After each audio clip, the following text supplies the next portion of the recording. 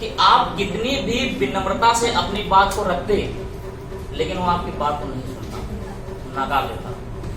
तो क्या हमारी और आपकी बात को सुनता हो? नहीं सुनता।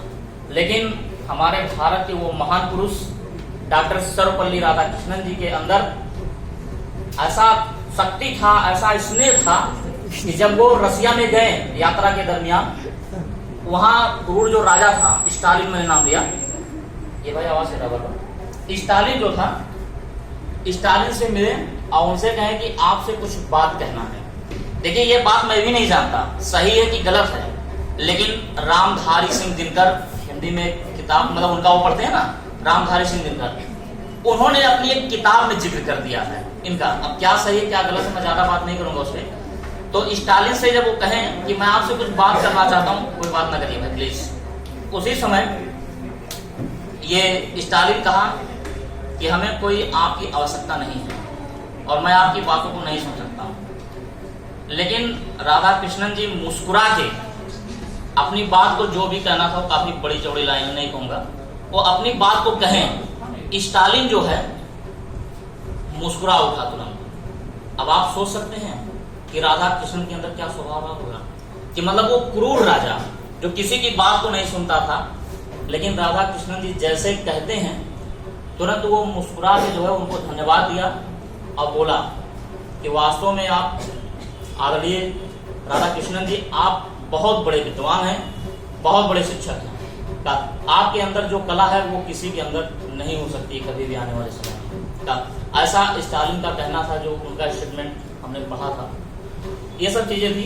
बाकी तो आज शिक्षक दिवस है, मैं तो यहाँ पे उपस्थित हुआ तो आप लोगों को कहूँगा कि आप लोग मेहनत से पढ़ाई करिए। कुछ लोग हैं, जैसे अभी महेंद्र सर बता रहे थे नालायक बच्चों के बारे में, गाना भी गाए थे वो, तो बहुत से बच्चे हैं कि वो नालायकों की तरह वो घूमते रहते हैं। यहाँ पढ़ने आएंगे तो ऐसा लगेगा कि वो अपने पिताजी का बहुत बड़ा कर्जा चुका रहे हैं, है ना? आप लोग भी होंगे उसमें से, ऐसा लगता होगा। लेकिन वो आप अपने भविष्य के साथ समझिए खिलवाड़ करते हैं। कभी ऐसा नहीं करना चाहिए। पढ़ाई करना है तो कंसंट्रेट होके करिए, या तो फिर सड़क पे जो है कुछ और करना है तो आप वो भी कंसंट्रेट होकर करिए, पढ़ाई को छोड़ दीजिए। समझ रहे हैं ना?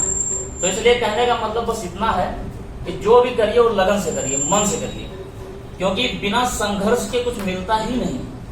आप सोचते हैं बड़े बड़े सपने कि मैं रेलवे में जॉब पा जाऊंगा, मैं टीजीटी निकाल लूंगा, पीजीटी निकाल लूंगा, या प्राइमरी में भर्ती हो जाऊंगा। ऐसे थोड़ी हो जाएंगे। पढ़ना पड़ेगा मेहनत से और इतना संघर्ष करना पड़ेगा, क्योंकि आज का कंपटीशन इतना ज्यादा हो गया है कि लड़ पाना नामुमकिन तो नहीं कहूंगा, लेकिन मुश्किल जरूर है। तो इसलिए मैं क्लास में कई बार एक स्टेटमेंट बोला करता था मोटिवेशन के लिए, आज पुनः फिर कह दूंगा, दोहरा दूंगा उसी लाइन को, कि न संघर्ष न तकलीफ तो क्या मजा है जीने में, न संघर्ष न तकलीफ तो क्या मजा है जीने में। अब बड़े बड़े तूफान थम जाते हैं जब आग लगी हो सीने में। अगर कुछ पाने की झलक होगी ना, कुछ पाने की ललक अगर होगी आपके अंदर, तो आप उसे जरूर पा जाएंगे। जज्बा होना चाहिए, पागलपन होना चाहिए। सोते समय आपके दिमाग में ये चलना चाहिए कि मुझे उस पद प्रतिष्ठा पे पहुंचना है, क्योंकि जब सोचेंगे ही नहीं, कल्पना ही नहीं करेंगे, तो क्या पहुंच पाएंगे क्या? जैसे बहुत सी बात है, जनरली बातें मैं कह दे रहा हूँ, कहना नहीं चाहिए वैसे यहाँ पे आप लोग के बीच, कि जैसे अभी गर्लफ्रेंड को याद करना हो, अभी देखो तुरंत मोबाइल उठेगा, मैसेज तुरंत टाइप चालू हो जाएगा। बॉयफ्रेंड को याद करना हो, देखो तुरंत ऐसा लगेंगे, ऐसा लगता है कि सब कुछ एकदम सौंप दिए हैं। क्यों? सब कुछ करिए, सब ठीक है, जीवन है, चलता रहता है, लेकिन उसी तरीके से पढ़ाई को भी अपना गर्लफ्रेंड, अपना बॉयफ्रेंड बना लीजिए। जिस दिन वो आप बना लिए, समझ लीजिए कि निश्चित उस दिन हंसने की बात नहीं, उस दिन जो है निश्चित जो है आप कहीं ना कहीं जो है सफल हो जाएंगे। इसलिए पुनः एक बार और लाइन बोलूंगा कि मंजिल उन्हीं को मिलती है जिनके सपनों में जान होती है। मंजिल उन्हीं को मिलती है जिनके सपनों में जान होती है। पंखों से कुछ नहीं होता, हौसलों से उड़ान होती है। ये चीजें। अब बाकी अभी तो हमारे प्रिय स्टूडेंटों में जिशान थे, और इसमें बहुत से लोग थे, मुझे लगता है दीपा वगैरह नहीं बैठी हैं, जो पुराने विद्यार्थी हैं, सभी लोग पहचानते होंगे का।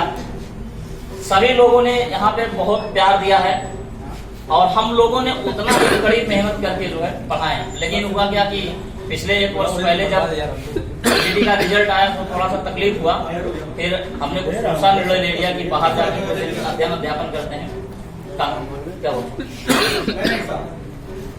तो फिर जो है चला गया बाहर। तब से जो है हमारी जगह पे आपके अजय सर हैं, एक अच्छे शिक्षक हैं जो आपको जीएस पढ़ा रहे होंगे लगातार तब से। और बीच में मैं जब भी आया मैं पढ़ाया नहीं, लेकिन ये कि मोटिवेट करने के लिए कभी कभी 10 मिनट 5 मिनट क्लास में आ जाता हूँ। और जैसे किसान कह रहे थे कि हमसे कुछ सुनना चाह रहे हैं ये, तो हमें तो गाना आती नहीं है, क्योंकि इतनी तेज बोलने वाला ऊंची आवाज में वो गाना गा नहीं सकता है। जैसे जैसे जैसे सचिन सर ये गा सकते हैं क्योंकि इनकी आवाज बहुत बारीक है। अजय सर है तो अजय सर की बातें छोड़ दीजिए, वो गजब के इंसान है भाई। अभी आपने आपके पीछे गाए भी थे, क्यों आप आएंगे। लेकिन हाँ एक चीज और बता दें, अगर नागिन डांस करना हो तो सचिन सर उसके लिए एकदम सब बेस्ट है। क्यों क्यों नागिन डांस के लिए साउंड लगाया जाए। और साउंड लगाइए।